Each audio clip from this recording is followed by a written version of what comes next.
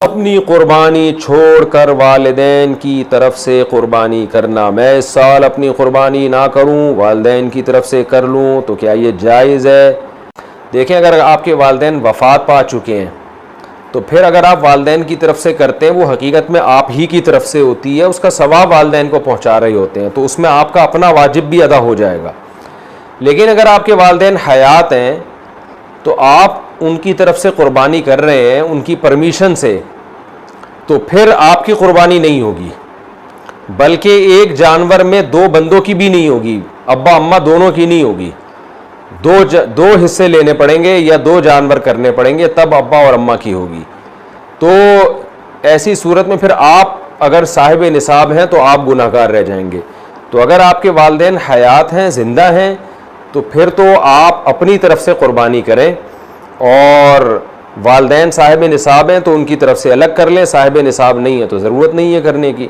और अगर वालिदैन दुनिया से जा चुके हैं तो उनकी तरफ से कुर्बानी वो असल में आप ही की अपना ही कुर्बानी कहलाती है, क्योंकि मुर्दा जो है वो तो शरई हकाम का, इबादत का मुकल्लफ नहीं है, जो मैयत है। तो आप ही की कुर्बानी होगी, आपका वाजिब भी अदा हो जाएगा और सवाब भी उनको इंशाअल्लाह वालिदैन को मिल जाएगा।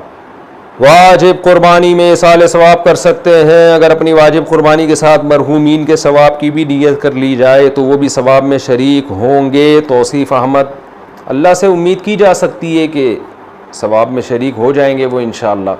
बेहतर तो यही है कि वाजिब कुर्बानी खालिसतन अपने लिए करें और इसाले सवाब के लिए अलग से हिस्सा डाल लें, बेहतर यही है, ताकि इख्तलाफ से बिल्कुल बच जाएँ। क्योंकि बाज़ उलमा का इख्तलाफ है इसमें, इसाले सवाब के मसले में, कि जो है वो इख्तलाफ में मैं नहीं जाता, लंबी बात हो जाएगी। लेकिन बहरहाल राजे कौल यही है कि अगर वाजिब इबादत में भी इसाले सवाब की नीयत कर ली जाए तो सवाब मिलता है इंशाअल्लाह। मुर्दों को सवाब भी मिलेगा, आपको भी मिलेगा।